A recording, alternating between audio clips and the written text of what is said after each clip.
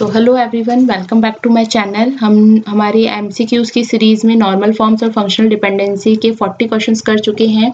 आइए अब आगे के क्वेश्चन सॉल्व करते हैं। आई होप आपको ये सीरीज़ अच्छी लग रही होगी और इसमें आप क्वेश्चंस अच्छे से सॉल्व कर पा रहे होंगे। मैं बीच बीच में क्वेश्चंस में आपको कुछ शॉर्ट ट्रिक्स भी बताती हूँ जिससे क्वेश्चन जल्दी सॉल्व हो जाए और आपका टाइम बचे। दोस्तों, जितनी आप प्रैक्टिस करोगे उतना ही आपको कॉन्फिडेंस आएगा किसी भी एक टॉपिक को लेके। और छोटे मोटे जो एमसीक्यूज होते हैं वो तो आपको रेगुलर बेसिस पे सॉल्व करने ही है, लेकिन जो आपके गेट में या नेट में या इसरो में क्वेश्चंस आए हैं वो आपको थोड़ा सा केयरफुली करना है, क्योंकि देखो एग्जाम इसका प्रीवियस एग्जाम हुए हुए बहुत टाइम हो गया। आई थिंक ऑलमोस्ट 10 साल हो गए हैं। तो पेपर पैटर्न क्या रहेगा, क्या लेवल रहेगी हार्डनेस की, वी डोंट नो। तो दैट्स वाई हमें हमारी तैयारी पूरी रखनी है। तो प्लीज आप लोग थोड़ा सा सीरियस होकर न्यूमेरिकल सॉल्व कीजिए, एमसीक्यू सॉल्व कीजिए, जो भी सब्जेक्ट आप पढ़ रहे हैं। जैसे हमने डेटाबेस अपना पूरा कर लिया और अब हम क्या करें, एमसीक्यू सॉल्व करें। एमसीक्यू सॉल्व करने से क्या होगा, हमारा कॉन्फिडेंस बिल्डअप हो जाएगा और हमें टॉपिक के बारे में और क्लैरिटी हो जाएगी। आइए तो आज चालू करते हैं। हमारा 41st क्वेश्चन है, for a database relation where this is the database relation R with attributes A, B, C, D, where the domains A, B, C, D include only atomic values, only the functional dependencies and those that can be inferred from that hold। ये आपको functional dependency दे रखी है और आपको normal form find out करनी है। तो देखो A to C है एंड B to D है और एट्रीब्यूट्स हैं A, B, C, D। तो इसकी की क्या हो जाएगी, सबको पता है, जो राइट हैंड साइड में एट्रीब्यूट्स नहीं होंगे वो तो डेफिनेटली की में आएंगे। तो A और B आ जाएंगे आपके यहाँ पे, और A और B का जो क्लोजर है उससे आपको सारे एट्रीब्यूट्स मिल रहे हैं। That's why A B is your key. और यहाँ पे अगर आप देखें तो पार्शियल डिपेंडेंसी एग्जिस्ट करे due to this proper subsets of A B. Okay, that's why this is not in 2NF। So अगर 2NF में नहीं है तो 3NF और BCNF में भी नहीं होगा। That's why this is only in first normal form, क्योंकि कोई मल्टी वैल्यू डिपेंडेंसी नहीं है। सो आंसर विल बी ए। ठीक है, नेक्स्ट क्वेश्चन अगर हम देखें, which of the following functional dependency can't be implied from the functional dependency set this। तो आपको एक functional dependency set दे रखा है और इसमें से आपको बताना है कि इन ऑप्शन में से कौन सी functional dependency implied नहीं हो रही है। तो अगर आप देखें, फर्स्ट है A to C। तो अगर आप यहाँ देखें तो A to B है, ठीक है, और यहाँ पे A to B and C दोनों है। तो इससे आप A to C इम्प्लाई कर सकते हो। तो फर्स्ट वाले तो ऑप्शन नहीं होगा। सेकंड है B टेंस टू D। अगर आप B टेंस टू D की बात करें तो यहाँ पे देखिए B से कोई भी फंक्शनल डिपेंडेंसी आपकी इम्प्लाइड नहीं हो रही है, ठीक है, इसलिए B टेंस टू D इसका आंसर होगा, क्योंकि देखो B से डायरेक्टली कोई फंक्शनल डिपेंडेंसी इम्प्लाइड नहीं हो रही है। जबकि अगर आप देखिए BC टेंस टू D, तो BC टेंस टू D आपका इम्प्लाइड हो रहा है। That's why BC tends to D कैसे इम्प्लाई हो रहा है ये देखिए, क्योंकि देखो B लोगे और C का क्लोजर लोगे तो B C के क्लोजर से आपका B आ जाएगा, ठीक है, C आ जाएगा, और क्योंकि C टेंस टू D है इसलिए D भी आ जाएगा। That's why BC tends to D। Okay, so answer will be B कि B टेंस टू D आपकी इम्प्लाइड नहीं हो रही इस फंक्शनल डिपेंडेंसी से। 43 क्वेश्चन अगर आप देखें, how many minimum number of relational tables are required which satisfy 1NF। तो अगर आप फर्स्ट देखें तो फर्स्ट में क्या है, आपकी मैनी टू वन रिलेशनशिप है और डिपेंडेंसी कैसी है, पार्शियल डिपेंडेंसी है। तो पार्शियल डिपेंडेंसी के केस में और मैनी टू वन के केस में आपकी कितनी मिनिमम नंबर ऑफ टेबल्स होंगी, 2। कौन कौन सी, एक तो ये वाली टेबल बन जाएगी क्योंकि एन की साइड वाली जो एंटिटी होती है उसके साथ आपका रिलेशन मर्ज हो जाता है, और एक आपकी बन जाएगी इवन की, तो इसमें तो 2 हो जाएंगे। दूसरी वाली में अगर आप देखें तो दूसरी वाली में भी मैनी टू वन रिलेशनशिप है और एक ही तरफ टोटल पार्टिसिपेशन है, क्योंकि सिर्फ एक ही तरफ टोटल पार्टिसिपेशन है और वन की साइड में पार्शियल पार्टिसिपेशन है, इस वजह से आप इवन को मर्ज नहीं कर सकते आर और E2 के साथ। ये टेबल तो डेफिनेटली सही बनी जाएगी, लेकिन क्योंकि यहाँ टोटल पार्टिसिपेशन नहीं है इसलिए इवन इसके साथ मर्ज नहीं होगा, तो इसके लिए भी आपकी कितनी टेबल्स बनेंगी, ओनली 2। अब देखिए नेक्स्ट क्या है आपका, M और M to N रिलेशनशिप है, ठीक है। वैसे आप हमें पता है कि अगर M to N रिलेशनशिप होती है और दोनों तरफ पार्शियल पार्टिसिपेशन होता है तो हमें कितनी टेबल्स बनाने की रिक्वायरमेंट हो जाती है, 3। लेकिन यहाँ पे क्या है, M to N रिलेशनशिप है और पार्टिसिपेशन कैसा है, दोनों तरफ टोटल। तो उस केस में आप क्या कर सकते हो, इसकी एक टेबल बना सकते हो, ठीक है। इसलिए यहाँ पे आंसर क्या हो जाएगा, 2, 2 and 1। 2 table first, 2 table for second and 1 table for third. So answer will B A. Next question देखते हैं। ये मैंने इसका यहाँ पे एक्सप्लेनेशन भी दे रखा है, आप इसको भी पढ़ सकते हैं, तो सेम ही चीज है जो मैं आपको बता रही हूँ इसमें। Consider the following 4 relational schema for each schema, all non trivial functional dependencies are listed, the underline attributes are the respective primary keys, which one of the relational schema above is in 3NF but not in BCNF। Same हमें normal form checkout करना है यहाँ पे। तो देखो schema 1 आपको दे रखा है रजिस्ट्रेशन वाला, जिसमें रोल नंबर प्राइमरी की है और कोर्सेज है। तो field courses is a set valued attributes containing the set of courses of a student has registered for, and non trivial functional dependency है इसमें roll number tends to courses। तो हमें जैसे कि पता ही है कोई रिलेशनल स्कीमा के अंदर 2 एट्रीब्यूट होते हैं तो हमेशा BCNF में होता है। तो ये ऑप्शन तो हमारे लिए करेक्ट नहीं होगा, क्योंकि हमें चेक करना है कि हमें वो स्कीमा फाइंड आउट करना है जो 3NF में है बट BCNF में नहीं है। तो स्कीमा 1 तो BCNF में है, तो ये ऑप्शन करेक्ट नहीं है। स्कीमा 2 अगर आप देखें तो रजिस्ट्रेशन टेबल में रोल नंबर और कोर्स आईडी मिलके आपका क्या बना रहा है, की बना रहा है, और इसके साथ एक ईमेल एट्रीब्यूट भी है। फंक्शनल डिपेंडेंसीज हैं आपकी roll number, course ID to email and email to roll number. अब आप देखिए रोल नंबर और कोर्स आईडी डिटरमाइन कर रहे हैं ईमेल को, और रोल नंबर कोर्स आईडी आपकी की है, तो ये आपका 3NF में है, और ये वाला आपका BCNF में भी है, क्योंकि ये लेफ्ट हैंड साइड में आपकी सुपर की है। ठीक है, यहाँ पे की है, इस वजह से ये BCNF में भी है। जो दूसरी फंक्शनल डिपेंडेंसी है वो क्या है, ईमेल टू रोल नंबर। तो ये वाली डिपेंडेंसी जो है वो आपकी 3NF में तो है, क्योंकि राइट हैंड साइड में आपका प्राइम एट्रीब्यूट आ रहा है। बट ये फंक्शनल डिपेंडेंसी आपकी BCNF में नहीं है, क्योंकि लेफ्ट हैंड साइड में कोई की एट्रीब्यूट की वैल्यू नहीं है। That's why this schema 2 is in 3NF but not in BCNF। So option B is the correct answer. इसी तरीके से आप ऑप्शन स्कीमा 3 और स्कीमा 4 के लिए भी चेक कर सकते हैं। ठीक है, ये मैंने इसका पूरा डिटेल्ड एक्सप्लेनेशन दिया है। जैसे मैंने स्कीमा 1 और स्कीमा 2 के लिए कैलकुलेट किया, वैसे ही आप स्कीमा 3 और स्कीमा 4 के लिए भी कैलकुलेट कर सकते हैं। नाउ 45th क्वेश्चन है अपना हमारा, in RDBMS different classes of relations are created using which technique to prevent modification anomaly. देखो ये क्वेश्चन दोबारा आ गया, ये क्वेश्चन मैंने आपको पहले भी करवाया था, ये क्वेश्चन गेट में भी आया और ये क्वेश्चन आपका UGC नेट में भी आया है। तो इस क्वेश्चन का आंसर क्या होगा, एनॉमलीज को रिमूव करने के लिए हम क्या यूज करते हैं, नॉर्मल फॉर्म्स, ये हमें पता ही है। फंक्शनल डिपेंडेंसी में आपकी डुप्लीकेसी को हटाते हैं, डेटा इंटीग्रिटी में सिक्योरिटी के लिए पर्पस के लिए यूज होती है, रेफरेंशियल इंटीग्रिटी आपकी फॉरेन की कंस्ट्रेंट्स के लिए यूज होती है, जबकि नॉर्मल फॉर्म्स किस लिए यूज होती है, to prevent the modification anomaly. So D will be the answer. This is the explanation you can see. Now next is, आपको एक टेबल दे रखी है फैकल्टी, जिसके यहाँ पे कुछ एट्रीब्यूट्स है, faculty name, department, office, rank and date hired. कितने एट्रीब्यूट्स हो गए, 5 एट्रीब्यूट्स हैं। Assume that no faculty member with a single department has same name, so your faculty name is the key, क्योंकि यहाँ कह रहे हैं no faculty member within a single department has a same name, यानी जो faculty जो single department है उसके अंदर सारे फैकल्टी के नेम्स जो होंगे डिफरेंट होंगे। दैट्स वाई फैकल्टी नेम जो है वो डिटरमाइन करेगा आपका डिपार्टमेंट को, ऑफिस को, रैंक को और डेट हायर्ड को। And each faculty member has only one office identified in the office. ठीक है, ओनली वन ऑफिस आइडेंटिफायर, यानी कि ये एक ही ऑफिस आइडेंटिफायर होगा हर डिपार्टमेंट के लिए। तो ये ऑफिस किसको डिटरमाइन करेगा, डिपार्टमेंट को। ये दो चीजें हमें दे रखी है ना।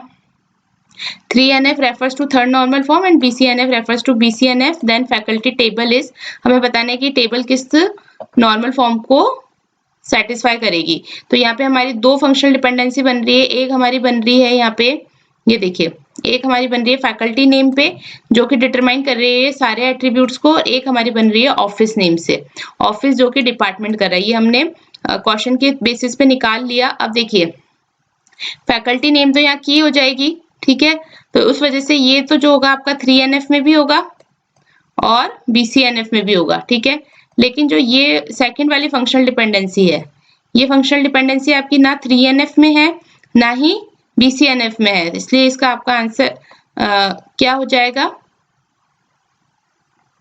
ठीक है, यहाँ पे क्या हो जाएगा, देखो each faculty member has only one official identified. ठीक है, तो in office that means faculty name is the primary key, faculty name जो हो जाएगा आपका प्राइमरी की हो जाएगा। Therefore functional dependency faculty name determines these things, okay, in 3NF as well as in BCNF, because faculty name is the primary key. but functional dependency office to department is not in BCNF because office is not a super key, but in 3NF as the department is the prime attribute because department comma rank is a super key. Okay, so overall your relation function faculty is in 3NF but not in BCNF. That's why your option B is the correct answer. Now see, if every non-key attribute is functionally dependent on the primary key, then the relation is if every non-key attribute is functionally dependent on the primary key, then your relation is in 2NF only. Okay. Next question is, consider a schema R of A, B, C, D and following functional dependencies. और यहाँ decomposition आपको दे रखा है 3 relations का, तो हमें बताना है कि डिकम्पोजिशन डिपेंडेंसी प्रिजर्विंग और लॉसलेस जॉइन है या नहीं। तो अगर आप सबसे पहले देखें R1 और R2 का अगर इंटरसेक्शन करें, या फिर हम सबसे पहले देखते हैं कि R1 से आपकी कौन सी फंक्शनल डिपेंडेंसी डिटरमाइन हो जाएगी, A टेंड्स टू B, ठीक है, and B tends to C, but क्योंकि B टेंड्स टू C इसमें काम नहीं आ रहा इसलिए हम इसको इंक्लूड नहीं करेंगे। और R2 रिलेशन से क्या आ रही है आपकी, B tends to C and C tends to D, and R3 से क्या आ जाएगी आपकी, क्योंकि देखो B टेंड्स टू C है and C tends to D है, इसलिए B टेंड्स टू D हो जाएगी और D टेंड्स टू B आ जाएगी। ये देखिए इसका आंसर A होगा। मैं बताती हूँ आपको कैसे होगा, हम इसको सॉल्व करके देखते हैं। ये सारी फंक्शनल डिपेंडेंसीज हमारी डिटरमाइन हो गई, ठीक है। तो देखो सारी फंक्शनल डिपेंडेंसीज आपकी कवर हो रही हैं, इसलिए डिपेंडेंसी प्रिजर्विंग तो है। दूसरा, अगर आप इसका इंटरसेक्शन लेके देखें तो जैसे अगर आप R1 का इंटरसेक्शन करेंगे R2 से तो आपका B कॉमन एट्रीब्यूट आएगा जो कि की है आपकी R2 रिलेशन की, इसलिए ये दोनों तो लॉसलेस है। और जब आप A B C मतलब R1 R2 एंड इंटरसेक्शन अगर इसका करें R3 से तो क्या आ जाएगा आपका D, आपका वापस से B कॉमन आ जाएगा जो कि की है आपकी R3 रिलेशन की, ठीक है, क्योंकि देखो B से C है और C से D है, तो B से D एक आप फंक्शनल डिपेंडेंसी बन रही है due to transitivity. Okay, that's why this is the key for the R3 relation, that's why this is lossless also. और सारी फंक्शनल डिपेंडेंसीज हमारी कवर हो ही रही है, इसलिए इसका आंसर हो जाएगा आपका dependency preserving and lossless join. Next question देखिए 49, N attribute A of data type varchar 20 has value Ram and the attribute B of data type char 20 has value Sita in Oracle. So the attribute A has, attribute A की memory space कितना होगा और attribute B का memory space कितना होगा। तो हमें पता है कि varchar के केस में क्या होता है, डायनेमिकली उसने जितने कैरेक्टर्स लिए हैं, जैसे इसमें राम लिया है तो सिर्फ 3 ही की ही मेमोरी स्पेस ऑक्यूपाई करेगा, जबकि कैर क्या होता है, जब आप इसको डिफाइन करते हैं उस टाइम पे आप जितनी इसकी वैल्यू डिफाइन करेंगे वो पूरा मेमोरी के अंदर स्पेस ऑक्यूपाई होगा, इसलिए इस केस में कितना हो जाएगा 20। ये स्टैटिकली आपकी एलोकेट कर देता है मेमोरी जब आप डिफाइन कर रहे हो, जबकि जो varchar है वो डायनामिकली एलोकेट करता है जितने भी वैल्यूज आपने या जितने भी कैरेक्टर्स आपने यूज किए हैं। That's why the answer will be 3 and 20। Next देखिए, consider a schema R and functional dependencies are given this, then the decomposition of R1 is, तो देखो अगर आप R1 और R2 का decomposition करते तो R1 में आपको M2N मिल जाएगी functional dependency और R2 में क्या मिल जाएगी P tends to Q। तो देखो डिपेंडेंसी प्रिजर्विंग तो है क्योंकि दोनों डिपेंडेंसीज आपकी कवर हो रही है, लेकिन अगर आप इनका R1 और R2 का इंटरसेक्शन लोगे तो आपको कोई भी एट्रीब्यूट कॉमन नहीं मिलेगा, दैट इज 5 एम्प्टी मिलेगा, इसलिए ये क्या हो जाएगा आपका lossy, means dependency preserving but not lossless join. So answer will be A. Now 51 question, for a database relation where the domains A, B, C, D only atomic value only the following functional dependency and those that can be inferred from A tends to C and B tends to D। ये अभी हमने question किया था, ये question आया था आपका वापस से UGC के अंदर ही, तो इसका आंसर हमें पता है A होगा क्योंकि पार्शियल डिपेंडेंसी क्रिएट हो रही है। ओके, 52 क्वेश्चन अगर हम देखें तो देखो ये क्वेश्चन आप मैंने करवा दिया है, ये क्वेश्चन मैं आप पे ही छोड़ती हूँ कि इस क्वेश्चन का आंसर आप मुझे कमेंट बॉक्स में बताइएगा 52 क्वेश्चन नंबर का आंसर क्या होगा, ठीक है। इसको मैंने यहाँ पे इसका आंसर भी बता रखा है और एक्सप्लेनेशन भी दे रखी है, बट मैं चाहती हूँ कि आप पॉज कीजिए वीडियो को और प्लीज खुद से सॉल्व कीजिए और फिर आंसर को वेरीफाई कीजिए। 54th क्वेश्चन अगर हम देखें, consider a database table R with attributes A and B, which of the following SQL query is illegal। Select A from R, it is legal. Select A count star from R, this is illegal because जब आप count star या कोई आप aggregation operation use करो तो you have to use the group by, but यहाँ पे group by missing है, that's why this one is illegal. जबकि ये वाला सही है and this one is also legal. Okay, so answer will be B. Now 55 question देखते हैं हम. अगर consider the schema R, A, B, C and D and the functional dependencies A tends to B and C tends to D. If the decomposition is made like A, B and C, D, then which of the following is true? ठीक है, अब देखो इस वाले case में भी क्या हो रहा है, आपकी फंक्शनल डिपेंडेंसीज दोनों कवर हो रही है. A टेंस टू B आपकी R1 से कवर हो रही है और C टेंस टू D आपकी R2 से कवर हो रही है. लेकिन अगर आप R1 और R2 का इंटरसेक्शन लेंगे तो आपको एम्प्टी एट्रीब्यूट मिलेगा, कोई भी एट्रीब्यूट कॉमन नहीं है, लेकिन डिपेंडेंसीज कवर हो रही है, इसलिए डिपेंडेंसी प्रिजर्विंग तो है बट लॉसलेस नहीं है. So preserve dependency but can not perform lossless join. देखिए इस तरह के क्वेश्चंस कितनी बार आते हैं एग्जाम में, इसकी फ्रीक्वेंसी बहुत ज्यादा है. अगर आप भी देखें अभी हमने जितने क्वेश्चन सॉल्व किए ये क्वेश्चन बहुत बार आ रहे हैं रिपीटेटिवली, बस एट्रीब्यूट्स के नेम चेंज हो रहे हैं, बाकी आंसर उसी तरीके से आपको डिटरमाइन करना है. तो पॉसिबिलिटी है कि इसी तरह के क्वेश्चंस आपके एग्जाम में भी पूछे जा सकते हैं. नेक्स्ट देखो 56 क्वेश्चन अगर हम देखें, which of the following statement is are true regarding some advantages that an object oriented database offers over a relational database. तो first an OODBMS avoids the impedance mismatch.